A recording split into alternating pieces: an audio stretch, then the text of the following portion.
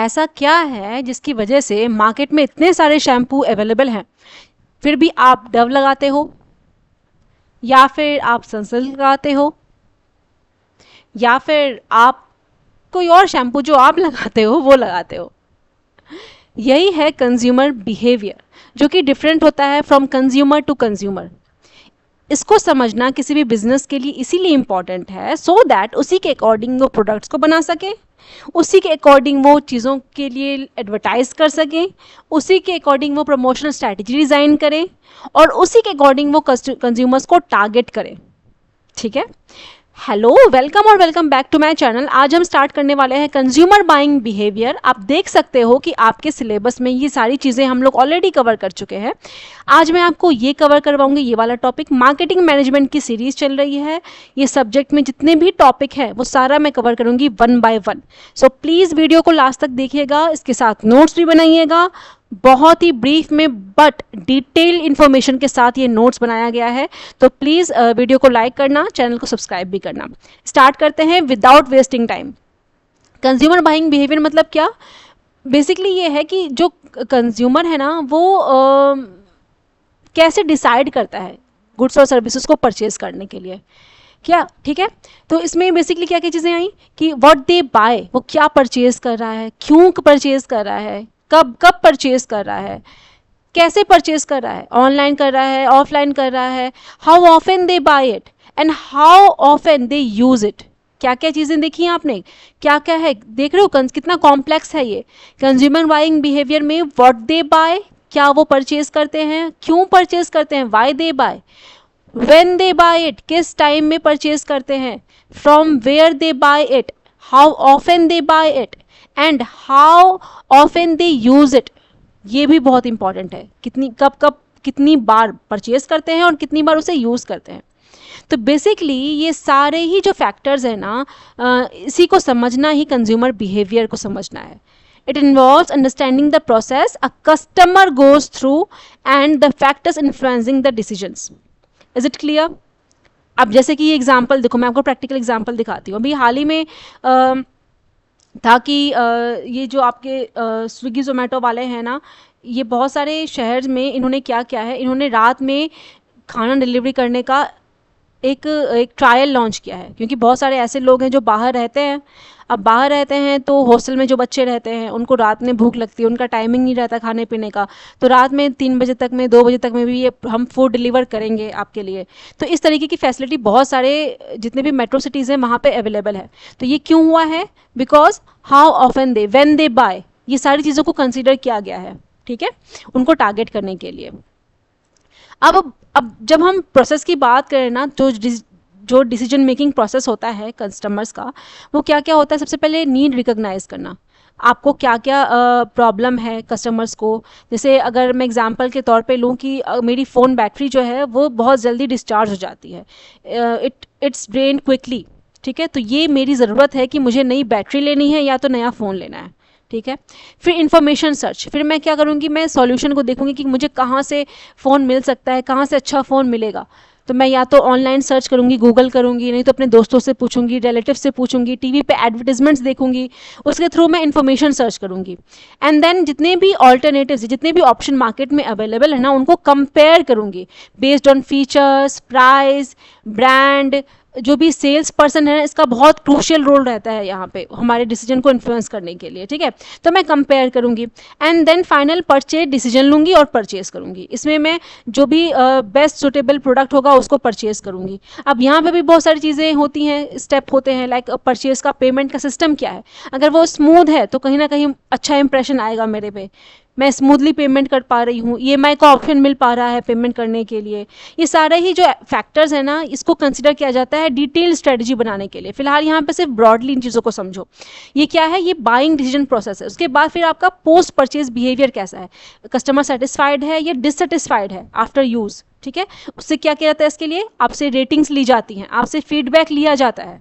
ये सारा ही जो स्टेप है ये कंज्यूमर डिसीजन मेकिंग प्रोसेस में इन्वॉल्व है। क्या क्या? सबसे पहले बहुत इंपॉर्टेंट है नीड रिकॉग्निशन, फिर इंफॉर्मेशन सर्च, जितने भी ऑप्शंस अवेलेबल हैं उसको इवैल्यूएट करो, परचेज डिसीजन लो और परचेज करो, and then post purchase behaviour क्या है कंज्यूमर का, इस चीज़ को समझना भी इसी के अंडर में आया। ठीक है, अब कौन कौन से फैक्टर्स जो हैं कंज्यूमर बाइंग डिसीजंस को इन्फ्लुएंस करते हैं, ठीक है, इसको समझो। तो जो कस्टमर है या कंज्यूमर है, ये बहुत सारे कस्टमर कंज्यूमर में डिफरेंस पता है। कस्टमर मतलब क्या, कस्टमर अगर मेरे पापा मेरे लिए कुछ लेके आते हैं तो वो कस्टमर है, और फाइनल को कंज्यूम कौन करेगा, मैं, तो मैं कंज्यूमर हूँ। तो दोनों में ये डिफरेंस हुआ, ठीक है। तो हो सकता है कस्टमर कंज्यूमर सेम हो सकता है डिफरेंट हो। तो जो कंज्यूमर है बेसिकली ना, इसमें आपके बहुत सारे फैक्टर्स होते हैं जो इसके बिहेवियर को अफेक्ट करते हैं। सबसे पहला आपका है कल्चरल फैक्टर्स। इसमें क्या क्या चीज़ें आई, इसमें आया वैल्यूज़, बिलीव्स, हमारा जो ट्रेडिशन है जिससे हम आते हैं, हमारा बैकग्राउंड, हमारा सोसाइटी, इन सारी चीज़ों को अफेक्ट करता है। जैसे कल्चर की बात करें ना, तो हम बचपन से ही क्या सीखते आ रहे हैं, what we learn from childhood, ये हमारे कल्चर को एक्सप्लेन करता है। हमारा सब कल्चर बताता है कि हमारा रीजनल एरिया क्या है या रिलीजन क्या है, ठीक है। एंड सोशल क्लास मतलब हमारा इनकम लेवल क्या है, एजुकेशन लेवल क्या है। तो जब कल्चरल फैक्टर्स की बात आती है तो इसमें तीन चीज़ें क्या आपको एक्सप्लेन करना है, कल्चर, ठीक है, हमने बचपन से क्या क्या सीखा है, सब कल्चर, हमारा रीजनल एरिया क्या है, रिलीजियस क्या है, सोशल क्लास क्या है, इनकम लेवल क्या है, एजुकेशन क्या है। अगर हम कहीं पे जाते हैं तो हम डेफिनेटली बिहार के हैं तो लिट्टी चोखा क्या यही प्रिफर करेंगे, हमेशा नहीं करेंगे, लेकिन हाँ थोड़ा पसंद तो है, अच्छा तो लगता है, ठीक है। तो ये हमारा बिहेवियर को बेसिकली एक्सप्लेन करता है। हम सुबह में हेल्दी ड्रिंक में सत्तू लेना पसंद करते हैं, तो ये हमारा कल्चर है, ठीक है, ये कहीं ना कहीं हमारा सब कल्चर है। फॉर एग्जाम्पल धनतेरस में गोल्ड का लेना, ये कल्चरल फैक्टर है, ठीक है। वेजिटेरियन फूड परचेज करना, ये कल्चरल फैक्टर है।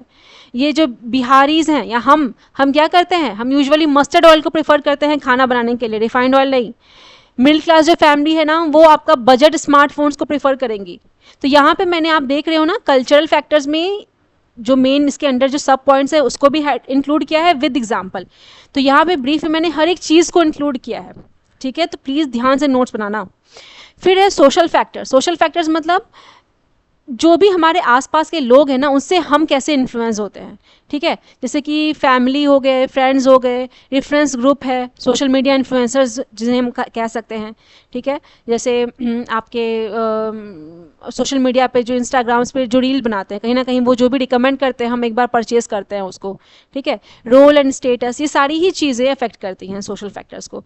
फॉर एग्जाम्पल अगर आप कल को जा कर के अच्छी कंपनी में जॉब करते हो तो डेफिनेटली आपके लिए एक कार लेना एक नीड हो जाएगा, जस्ट बिकॉज आपको ज़रूरत नहीं भी है, फिर भी क्योंकि आपको अपना एक स्टेटस मेंटेन करना है लोगों के बीच में, तो एक ज़रूरत हो जाती है लेना। जैसे एक एग्जांपल और देख लो, जो टीन्स हैं ना वो इसीलिए फ़ोन खरीदते हैं बिकॉज जो फ्रेंड्स हैं वो भी सेम अच्छा फ़ोन यूज़ कर रहे हैं, तो कभी कभी एक सोशल स्टेटस की बात आ जाती है। तो दूसरा जो फैक्टर है कंज्यूमर बिहेवियर को अफेक्ट करता है वो है सोशल फैक्टर। फिर है पर्सनल फैक्टर। पर्सनल फैक्टर में आपका जो इंडिविजुअल से रिलेटेड फैक्टर्स है ना वो इसके अंडर में आया, जैसे कि एज है, लाइफ साइकिल स्टेज क्या है। लाइफ साइकिल स्टेज मतलब क्या, जब हम अर्ली एज में होते हैं, जब हम स्कूल टाइम में होते हैं, कहावत भी सुनी होगी आपने कि शौक़ तो माँ बाप पूरे करते हैं, अब तो बस ज़रूरतें पूरी होती हैं ठीक है। तो जब हम वैसी एज में होते हैं, यूजुअली जब भी हम अपने पेरेंट्स को कुछ कहते हैं वो हमें हमेशा दिलाने की कोशिश करते हैं। तो हमारा लाइफ साइकिल स्टेज क्या है, उस टाइम हम इतना सोचते नहीं हैं, चीज़ों को परचेज़ कर लेते हैं। जैसे जैसे हमें हमारी रिस्पॉन्सिबिलिटीज़ बढ़ती हैं, हम वैसे वैसे थोड़ा ज़्यादा सोचते हैं चीज़ों को लेने से पहले। तो ये इस तरीके से कंज्यूमर बिहेवियर जो है ना वो लाइफ साइकिल स्टेज पे भी अफेक्ट होता है। जो ओल्ड पीपल है ना वो हमेशा ही कंफर्ट शूज़ को प्रीफर करेगा। ऑक्यूपेशन, जो टीचर्स हैं वो फॉर्मल क्लोथ्स को ज़्यादा प्रीफर करेंगे। इनकम आपका जो है वो अफेक्ट करेगा आपको कौन सा फ़ोन लेना है। लाइफस्टाइल, फिटनेस लवर्स जो हैं या फिर हेल्थ कॉन्शियस लोग हैं वो वैसे ही चीज़ को पसंद करेंगे, वैसा ही फूड प्रीफर करेंगे। फिर साइकोलॉजिकल फैक्टर्स भी कंज्यूमर बिहेवियर को अफेक्ट करता है, जैसे कि कंज्यूमर का जो माइंड है या इमोशन है वो कैसा है। इसके अंडर में क्या क्या चीज़ें आई, इसके अंडर में आया motivation, perception and learning. Learning मतलब पास्ट हमने कुछ हमारे साथ अच्छा नहीं हुआ है पर्टिकुलर प्रोडक्ट को कंज्यूम करने के बाद। ऐसे बहुत सारे लोग जो है ना वो इलेक्ट्रॉनिक चीज़ों को ऑनलाइन मंगाना प्रेफर नहीं करते। हो सकता है उनके पास कभी ऐसा पास्ट में हुआ हो, या तो उनके साथ या किसी और के साथ कि ऑनलाइन प्रोडक्ट अच्छा ना मिला हो, तो उनके माइंड में एक परसेप्शन बन गया कि भैया ऑनलाइन ज़्यादा महंगा सामान नहीं लेना चाहिए। तो परसेप्शन, लर्निंग, पास्ट आपने क्या सीखा है, परसेप्शन आपका बिल्ड हुआ है, और मोटिवेट कैसे होते हो आप किसी चीज़, रीज़न क्या क्या रीज़न की वजह से आप मोटिवेट होते हो परचेज़ करने के लिए। ये सारी चीज़ें कंज्यूमर बिहेवियर को अफेक्ट करती हैं। क्या क्या देखा हमने कंज्यूमर बिहेवियर को अफेक्ट करने के लिए? Social factors, personal factors, psychological factors and cultural factors. ठीक है, तो ये सारे फैक्टर्स हमने देख लिए। तो यहाँ पे आपका एक और इम्पॉर्टेंट टॉपिक कवर होता है। अगर यहाँ पे कुछ मैंने मिस कर दिया हो तो नीचे कमेंट करना। यहाँ के सिलेबस में बस इतना ही था तो मैंने बस इतना इंक्लूड किया। अगर आपको चाहिए तो प्लीज़ कमेंट करना, मैं वो ऐड कर दूंगी। Thank you so much for watching. Video पसंद आए तो लाइक करना, दोस्तों के साथ शेयर करना और सब्सक्राइबर्स बढ़ाओ भाई। Thank you so much for watching.